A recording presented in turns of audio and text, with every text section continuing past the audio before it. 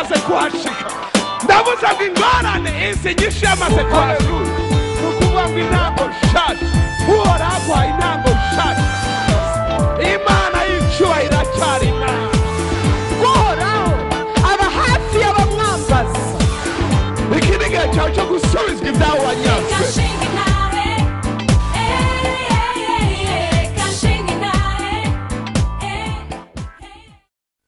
Asifiwe. Reka turabe mu butumwa bwiza bwa Mariko igice cya 5 umurongo wa 34. Mariko igice cya 5 umurongo wa 34. Mariko ni hagati ya Matayo na Luka. Agire umuntu adusomera aduze ijwi kure tumwumva ari kure. Yesu aramubwira ati mwana wanjye ukwizera kwawe kuragukijije genda amahoro ukire rwose icyago cyawe amen. Subiramo twumve. Yesu aramubwira ati mwana wanjye ukwizera kwawe kuragukijije genda amahoro ukire rwose icyago cyawe amen. Wewe wasomye gute naho atatara rihari dusomere ntacu.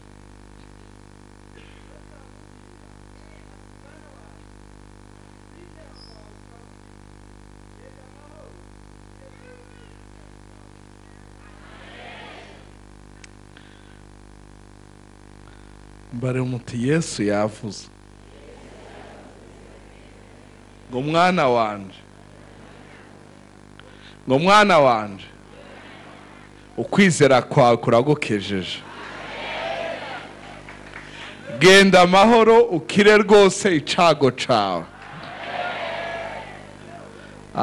Ngira ngo ntavyo yizeye hindukira ubari wundi uti Yesu yavuze ngo mwana wanje ukwizera kwawe kuragukijije genda amahoro ukire icago cawe.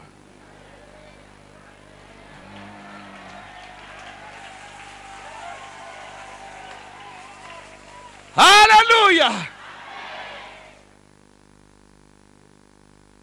Mubwira uti Yesu yambwiye ngo ukwizera kwanje kurankijije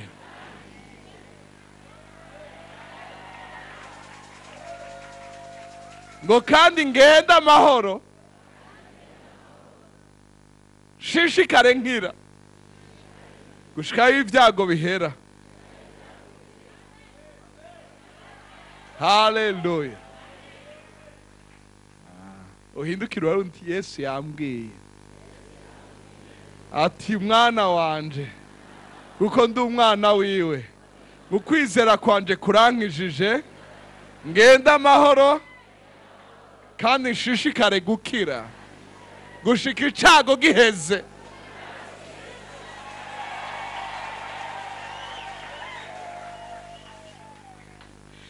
Iri jambo ngo Yesu aramubwira mu Giheburayo risobanura ngo Yesu aramubwira, mu Kigiriki rivuga ngo Yesu aramubwira, mu Kirundi riravuga ngo Yesu aramubwira, mu Giswahili riravuga ngo Yesu aramubwira, mu Gifaransa ngo Yesu aramubwira, mu Cyongereza ngo Yesu aramubwira, mu Gishinwa ngo Yesu aramubwira. Namba Yesu yakubwiye yakubwiye, namba Yesu yavuze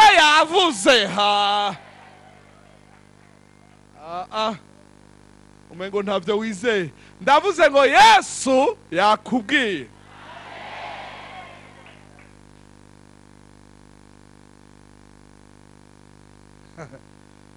Imana ishimwe ko atazina ry'uyu mugore rihari kugira ngo ushireho izina ryawe. Ndavuze ngo Imana ishimwe ko atazina bashizeho. Batangura tubwira umukobwa wa Yayiro, hanyuma akatubwira umugore arafise icago, ntibashiraho izina. Igihe nasomeye inkuru navuze nti ndashira ku izina ryanjye. Nagutumye naho shiraho izina ryawe mwana wanje ukwizera kwawe kuragukijije.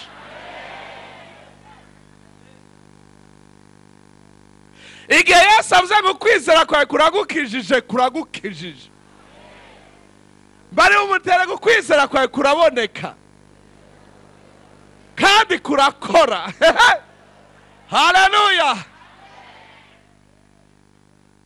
Ndashaka kuba ntakuzi, ndashaka kuba ntazi akazi ukora, muga kwizera kwawe kuraboneka. Namba waretse ibindi byose ukaza ngaha, wazanwa no kwizera. Sinumva ikintu cyagukuye imuhira ukaza kuririmbira Imana utarabona na rimwe, ukamanikira amaboko iyo utazi. Ibyo byitwa kwizera.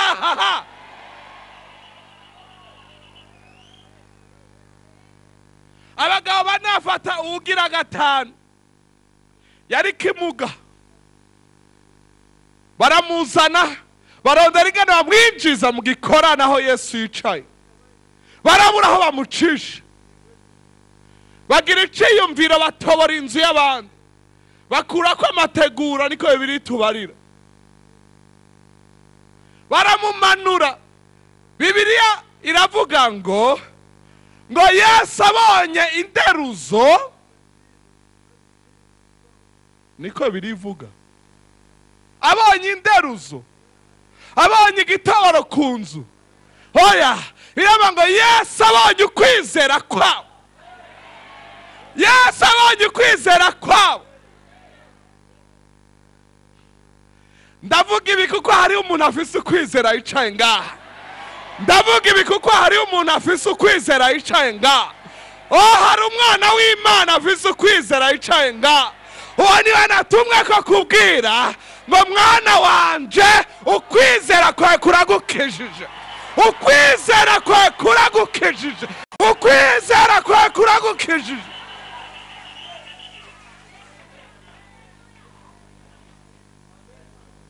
Hanyuma ugende amahoro kandi ushishikare ukira. Haleluya.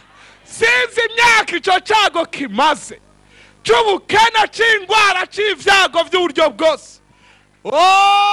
Haleluya. Ni wowe ukizi icyago umaranye igihe, ni wowe ukizi.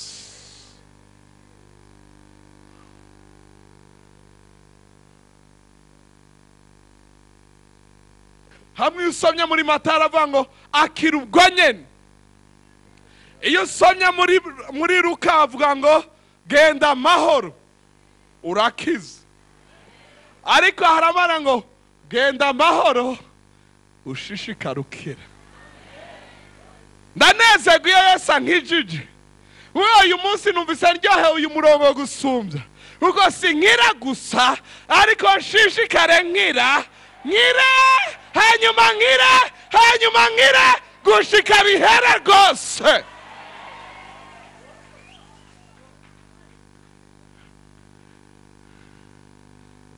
Ukwizera kwawe kuraboneka. Sindiko ndumva ijwi ryawe uririmba, sindiko ndabona amosozi yawe, sindiko ndumva amashyi ukoma, je ndabona ukwizera. Kuko Bibiliya iravuga ngo ukwizera niko kwatumye abakera bashingirwa intahe.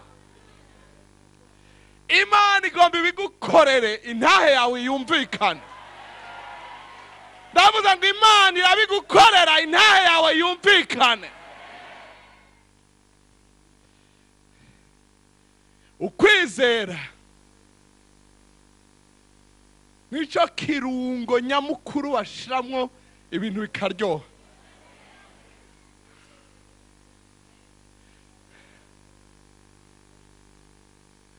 Iyo kibuze mu bugingo bwawe ibintu birabiha, ariko iyo kirimo ibyawe biramota. Faveri kakurondera, ugatoneshwa n'abahora bakwanka, ukavugirizwa impundu n'abahora bagukoma kw'induru, ugaterwa amashugwe n'abahora bagutera ivyatsi, ukambikwa agahuzu n'abahora bagwambika ubusa. Uko kwizera kwawe mwana wanje kuragukijije.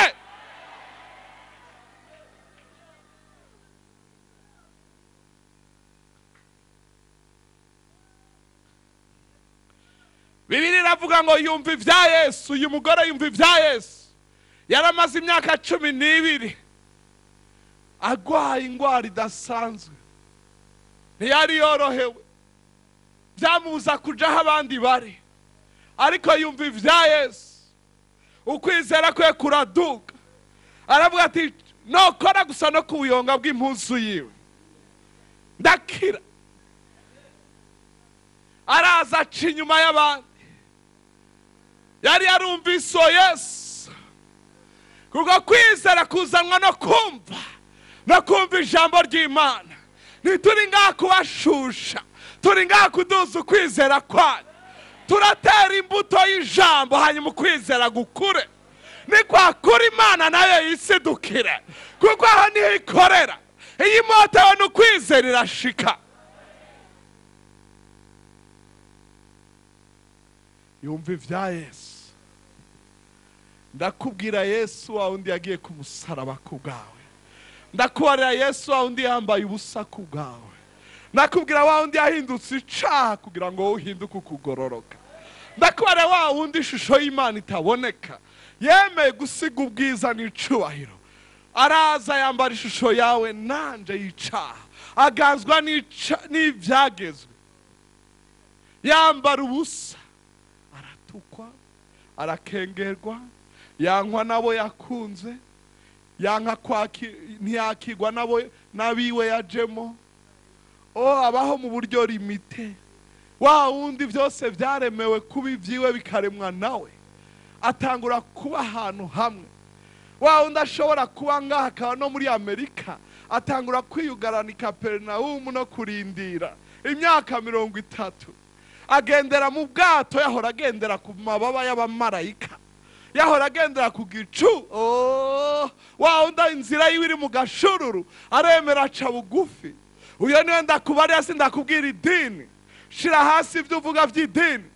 Hari inzira y'ubuzima udashobora gukaba ikindi, udashobora gukaba imigenzo wakuriyemo, udashobora gukaba idini n'ibinyoma wabwiwe n'abantu, udashobora gukaba amafaranga n'ubutunzi bw'isi. Ni Yesu utashobora kugeranya n'amazahabu, ni Yesu udashobora kugeranya n'amadiyama, ni Yesu udashobora kugeranya n'amazu n'imiduga. Ni Yesu, ni mwiza, ni gitangaza, ni mwiza sanase. Petero na Yohana ati twaramubonye, n'umwana afise ubwiza ava kwa se koko. Niwe fura mu kuzuka mu bapfuye, niwe mutsima w'ubugingo, niwe rembo ry'intama, niwe kuzuka n'ubugingo, niwe mazi y'ubugingo, niwe abatiza muri mwemu, niwe atanga mwemu, niwe atanga ivyizigiro, niwe yaje kwegeranya na za ntama zari inyuma, arazizana zigiza hafi. Niwe yatumye igisuma cinjira muri paradiso, yatumye maraya akizwa, yatumye umaze iminsi ine yaboze aba muzima, yatumye abashonje bahaga bagasigaza, yatumye abafafara bicarana n'ibikomangoma. Ni Yesu niwe ndakubarira kuri uyu mugoroba, ngo ukwizera kwawe kuduge.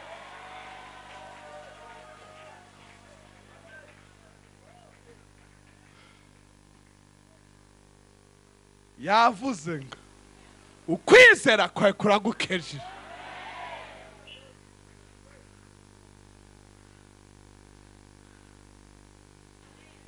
Apana kukira rimwe na rimwe, apana kumara amezi 3 byose bimeze neza, hamacemo kumwe usubire hasi, down up, wamanutse waduze oyaye. Genda ukire rwose. Ico cago caje ari gishitsi, hama gihinduka icago cawe. Basiga bayita ingwara yawe, basigara bavuga ngo ni vya bintu vyawe, ni za ngorane zawe. Yesu aravuze ati sawa ko bavyisi ivy'iwawe, ko wamenyere ko ari ivy'iwawe, genda ubikire rwose.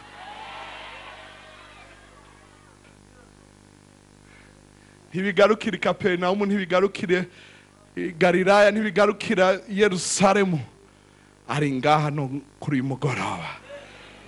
Yantumye ngo ndakubwire ngo mwana wanje, ukwizera kwawe kuragukijije. Ukwizera ni ukwemera ko Imana ishoboye, ni ukwemera ko ibyo wizigizwa ari byo. Waje ngaha wizigira ko bishobora gukunda. Ukwizera rero guca gukwega ibyo wahora wizigira bikaba byo.